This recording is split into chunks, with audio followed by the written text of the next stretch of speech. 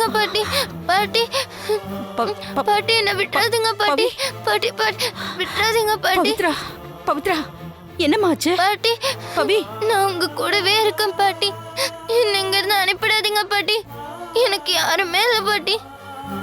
நான் போயிடுறேன் பாட்டி. ப்ளீஸ் பாட்டி, ப்ளீஸ் பாட்டி, என்ன அங்க இருந்து அனுப்பிடாதீங்க பாட்டி. எனக்கு யாருமே இல்லை பாட்டி. நீங்களாவது என் கூடவே இருங்க பாட்டி. ப்ளீஸ் பாட்டி, ப்ளீஸ் பாட்டி, என்ன அனுப்பிடாதீங்க பாட்டி. என்ன அனுப்பிடாதீங்க பாட்டி. ப்ளீஸ் பாட்டி. பவி, ப்ளீஸ் பாட்டி, என்ன அனுப்பிடாதீங்க பாட்டி. கவலைப்படாத பவி, நான் இருக்கேன். ப்ளீஸ் பாட்டி.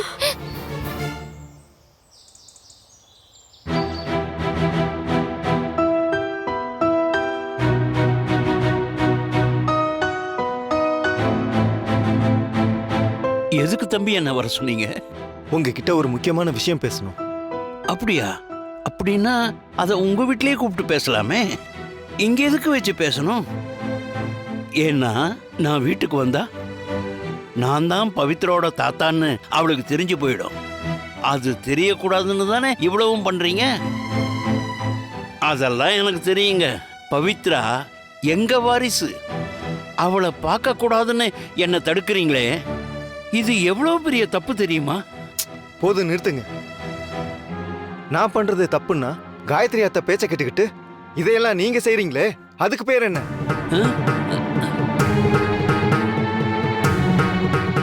எப்போ காயத்ரி அத்தை பிறந்தநாள் ஃபங்க்ஷன்ல எடுத்த போட்டோவை உங்ககிட்ட பார்த்தனோ அப்பவே தெரிஞ்சு போச்சு இதையெல்லாம் நீங்க காயத்ரி அத்தை சொல்லிதான் செய்றீங்கன்னு. அவங்களோட நோக்கம் என்னன்னு கூட தெரியாம நீங்க தான் ஏமாந்துட்டு இருக்கீங்க. நாங்க ஒண்ணு ஏமாத்தல. அப்படிலாம் இல்லை. காயத்ரி அம்மா என்னோட நல்லதுக்காக தான் இதை செய்யறாங்க. இல்லைன்னா இதனால அவங்களுக்கு என்ன லாபம் இருக்கு? எப்படிங்க காயத்ரி அத்தை விஷயத்துல எல்லாரும் ஒரே மாதிரி இருக்கீங்க? நீங்களாம் நினைக்கிற அளவுக்கு அவங்க ஒன்றும் அவ்வளோ நல்லவங்க இல்லை. அவங்களோட ஒரே நோக்கம் என் அத்தை ஒன்றும் இல்லாம போயிடணும்.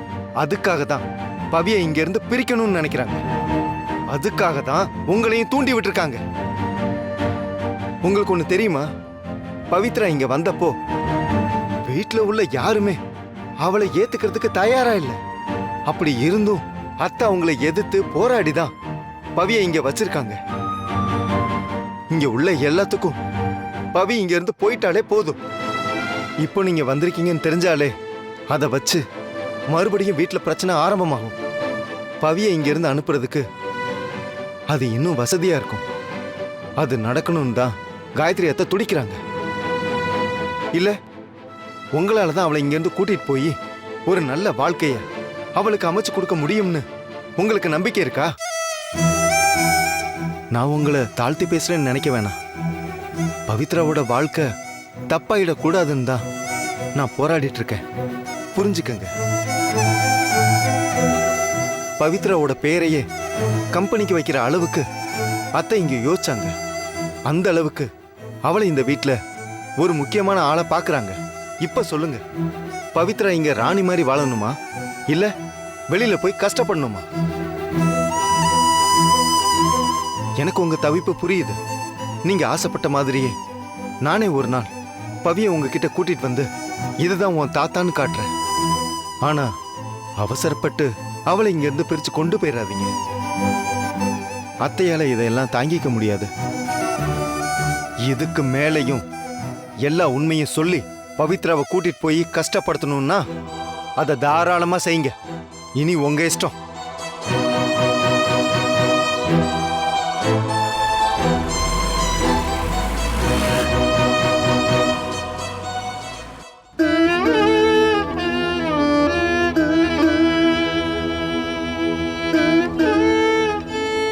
தாத்தா தாத்தா, காலையிலன்னு ஒண்ணு கூட வைக்கல தாத்தா. பசிக்குது தாத்தா, ஒன்னாச்சும் வாங்கிக்கோங்களேன். இந்தம்மா. இந்தாங்க. வேண்டாம்மா, நீயே வச்சுக்கோ.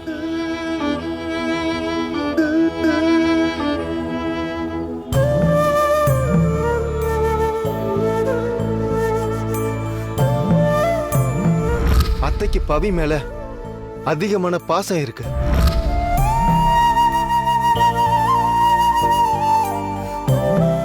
பவித்ரா பாப்பாவுக்கு சாமி மேலெல்லாம் நிறைய நம்பிக்கை இருக்கா? இருக்கு. சாமி தான் நம்ம எல்லாரையும் காப்பாத்தோன்னு அப்பா சொல்லி கொடுத்திருக்காங்க. இன்னும் உன் அப்பா வேற என்னெல்லாம் சொல்லி கொடுத்துருக்காரு? நிறைய சொல்லி கொடுத்திருக்காங்க. பொய் சொல்லக்கூடாது, யாருக்கும் கெடுதல் நினைக்க கூடாது, அப்புறம் விட்டு கொடுத்து போகணும். அப்பா இந்த மாதிரி நிறைய சொல்லுவாங்க. உன் அப்பா நிறைய நல்லதுதான் சொல்லி கொடுத்துருக்காரு. ஆமா, அவரோட அப்பாவும் அவருக்கு நிறைய சொல்லி கொடுத்திருக்காங்க போல. அதே மாதிரி ஏன் அப்பா எனக்கு சொல்லி கொடுத்திருக்காரு. சரி வாங்க சாமி கும்பிடுவோம். நான் கும்பிட மட்டும் வரல தாத்தா, என் பாட்டிக்கு அர்ச்சனை பண்ண போறேன். அப்படியா? எதுக்கு? இவ பாட்டிக்கு நிறைய பிரச்சனை இருக்கா, அதான் சாமி கிட்ட அர்ச்சனை பண்ணலாம்னு வந்திருக்கா. அதுக்கு என்ன, பண்ணிட்டா போச்சு. வாங்க.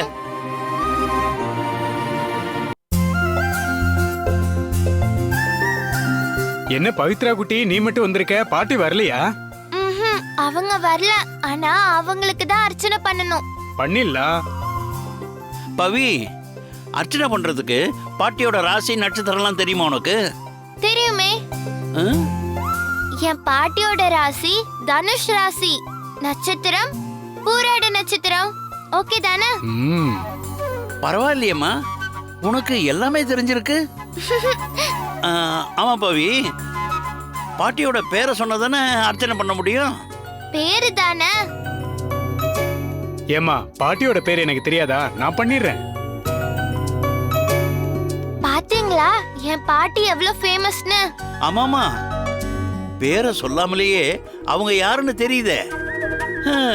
எனக்கு தான் தெரியல. ஒரு நாள்ல அவங்கள நேர்ல காட்டுறேன், அப்ப என் பாட்டி யாருன்னு உங்களுக்கு தெரியும்.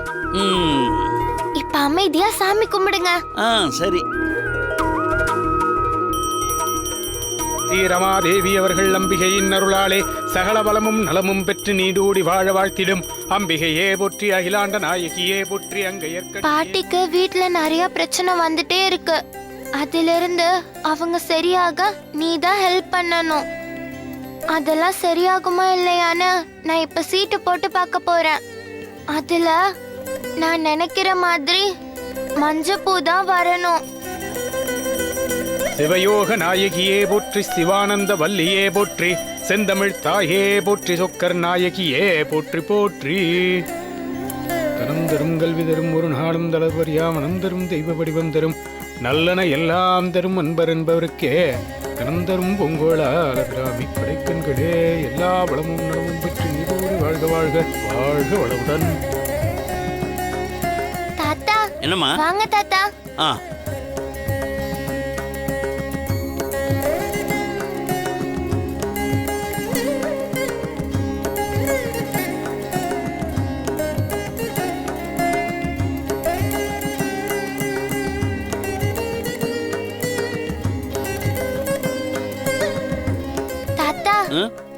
இந்த 2 சீட்ல ஒன்னு எடுங்க. இது எதுக்குமா? பாட்டியோட பிரச்சனை சரியாகுமா இல்லையான்னு தெரியறதுக்கு தான். ஓஹோ.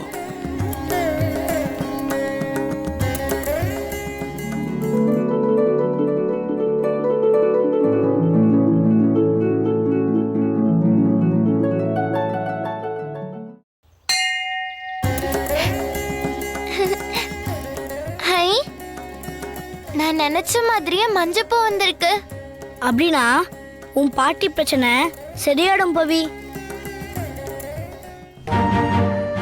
வேணு சொன்னதுதான் சரி. என் பேத்தியை என் கூட கூட்டிகிட்டு போய் கஷ்டப்படுறதை விட அவ எங்க இருந்தாலும் நல்லா இருக்கிறது தான் எனக்கு முக்கியம்.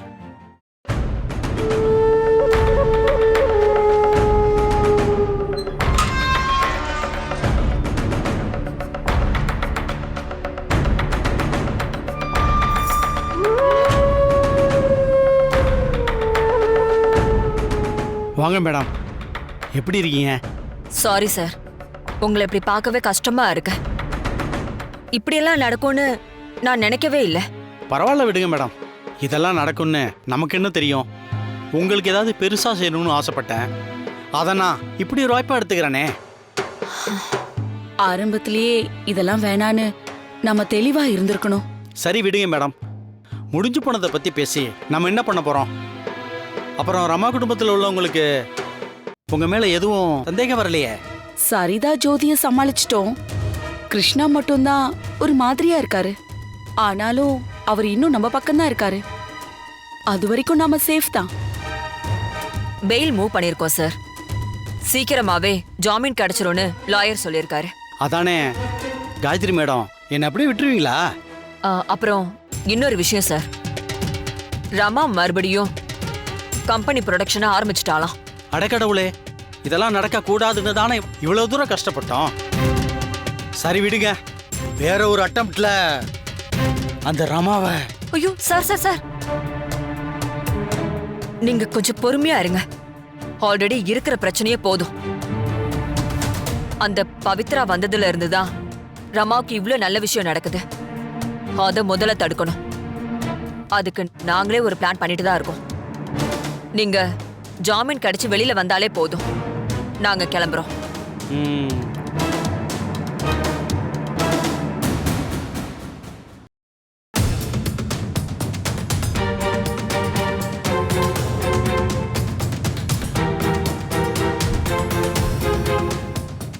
என்ன திடீர்னு வந்திருக்கீங்க? உங்ககிட்ட ஒரு விஷயத்த சொல்லிட்டு போலான்னு வந்தம்மா. என்ன விஷயம்? நான் ஊருக்கு போறேம்மா. ஓ, பவித்ராவை பார்த்து பேசிட்டீங்களா? பவித்ராவையும் கூட்டிட்டு போறீங்களா? இல்ல, நான் மட்டும்தான் போறேன். என்ன உளறீங்க? இல்லம்மா, நான் நல்லா யோசிச்சு பார்த்தேன். என் பேத்தி ரமாதேவி அம்மா கிட்ட வளர்றதுதான் சரின்னு எனக்கு தோணுது. என்கிட்ட என்ன இருக்குன்னு சொல்லுங்க? ஊர்ல ஒரு ஓலை குடிசை, கையில ஒரு சவரப்பெட்டி. இதை வச்சுக்கிட்டு என் பேத்திக்கு என்ன வாழ்க்கையை நான் அமைச்சு கொடுக்க முடியும்? அதுவே ரமாதேவி அம்மா வீட்டில் இருந்தா எல்லா வசதியோடையும் சந்தோஷமா வாழ்வாள்ல, அது போதுமா எனக்கு. என் பையனுக்கு ஒரு பொண்ணு பிறந்திருக்கா, அவளை எப்படியாவது பார்த்துடணும்னு நினைச்சேன். உங்க தயவுல அவளை நான் பார்த்துட்டேன். ஒரு தாத்தாவா அவகிட்ட பேச முடியலன்னாலும் யாரோ ஒருத்தரா அவகிட்ட பேசி பழகிட்டேன். அது போதுமா எனக்கு. என் கூட வந்து என் பேத்தி கஷ்டப்படுறதை விட அவ இங்கேயே ராணி மாதிரி வாழ்ந்தாலே என் மனசு நிறைஞ்சிருமா. நான் வரேம்மா. நில்லுங்க. மனசுல என்ன பெரிய தியாகின்னு நினைப்பா? போறேன் போறேங்கிறீங்க. நீங்க நினைக்கிறீங்க அவ ரொம்ப சொகுசா இருக்கான்னு. அவ இப்பயே கஷ்டப்பட்டுட்டு தான் இருக்கா. அது தெரியுமா உங்களுக்கு? உங்க பேத்தி ஒரு வேலைக்காரிய விட கேவலமான நிலைமையில தான் அங்க இருக்கா. அந்த விஷயம் தெரியுமா உங்களுக்கு? ஊரை விட்டு ஓடி போனவளோட குழந்தைன்னு அந்த குடும்பமே அவளை ஒதுக்கிதான் வச்சிருக்காங்க. அது கூட தெரியாம பேசிட்டு இருக்கீங்க. ஐயோ, அப்படியெல்லாம் இருக்காதுமா. ஓ, நான் சொன்னா நம்ப மாட்டீங்கல்ல? நீங்களே நேர்ல போய் பாருங்க. நான் சொன்னது உண்மையா பொய்யான்னு அப்ப தெரியும் உங்களுக்கு. அப்படி உங்க பேத்தி நல்லா இருந்தா நீங்க தாராளமா போலாம். நீங்க போய் அங்க என்ன நடக்குதுன்னு பாருங்க. அப்புறம் நான் சொன்னது எவ்வளவு உண்மைன்னு புரியும்.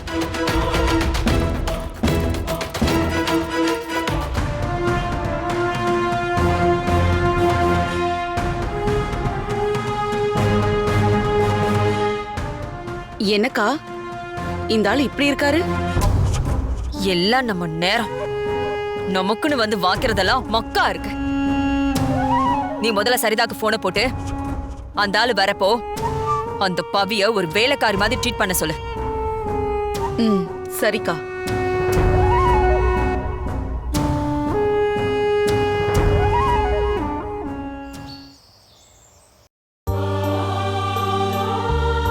ஏய் பவி, டிரைவர் 2 நாள் லீவா. நீ போய் காரை தொடச்சு வை. என்ன பாக்குற? இளவரசி இந்த வேலையெல்லாம் செய்ய மாட்டீங்களோ? நான் அப்படி எதுவும் சொல்லவே இல்ல அத்தை. எனக்கு என்ன வேலை கொடுத்தாலும் செய்வேன். அப்புறம் என்ன, போ. கார் நல்லா பளபளன்னு இருக்கணும், புரியுதா? சரி அத்தை. மச மசன்னு நிக்காத போ.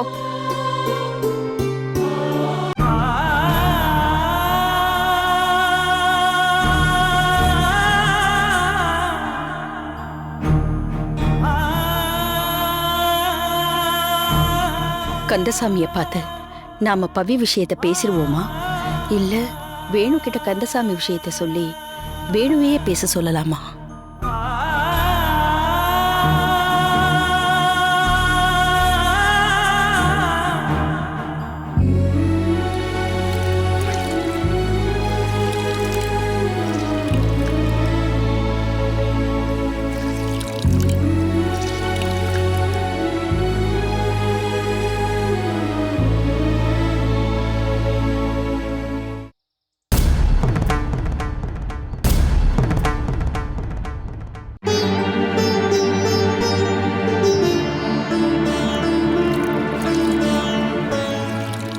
அம்மாடி,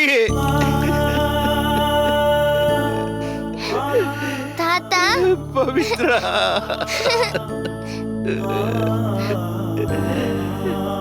ஏன் தாத்தா என்ன வந்து பார்த்துட்டு பாதியிலேயே போயிட்டீங்க? அப்படியே என்ன பார்க்க வரவே இல்ல? என் தப்புதாம்மா. யார் யார் பேச்சையோ கேட்டு என் பேத்திய நான் பார்க்காம இருந்துட்டேன். அண்ணா, நான் உங்களை பார்க்கறதுக்காக மனாவோட கடைக்கு கூட வந்தேன். நீங்க தான் இல்லைன்னு சொல்லிட்டாங்க. அம்மாடி, நீ ஏமா இந்த வேலையெல்லாம் செஞ்சுக்கிட்டு இருக்க? முதல்ல அதை கீழே வை. இல்ல தாத்தா, இன்னைக்கு டிரைவர் லீவா, அதான் சரி தாத்தா. என்ன தொடச்சு வைக்க சொன்னாங்க.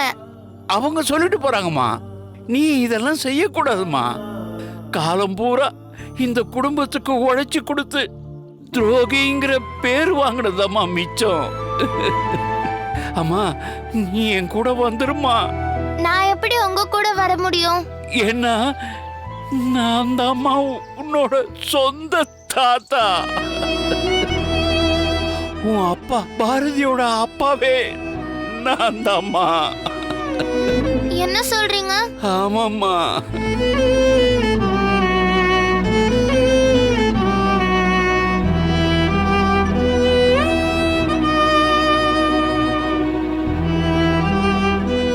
நிஜமாவா தாத்தா சொல்றீங்க? நான் ஏண்டா கண்ணு போய் சொல்ல போறேன்? உன்னத்தம்மா இத்தனை நாளா தேடிட்டு இருந்தேன். இங்க இங்க பாரு, இது பாரு, இது நானும் உன் அப்பாவும் எடுத்துக்கிட்ட போட்டோ.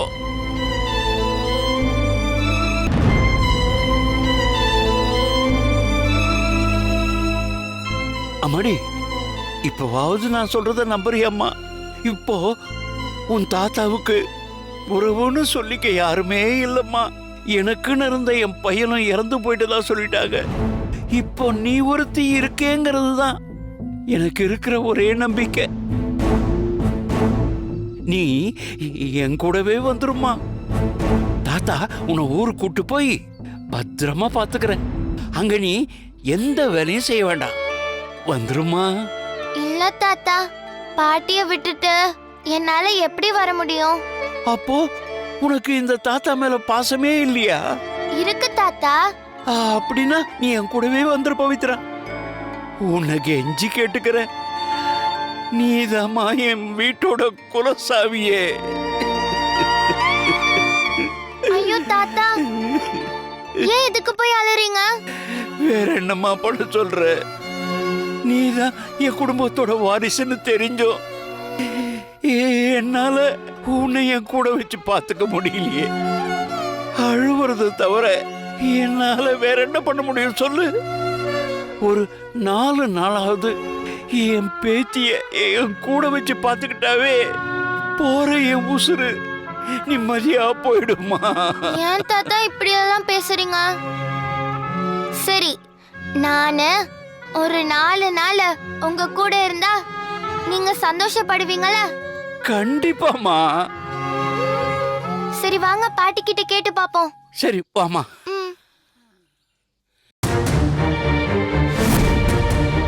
ரமாதேவி அம்மா கிட்ட நான் பேசணும், கொஞ்சம் கூப்பிடுறீங்களா? இவர் எதுக்கு இங்க வந்தாரு?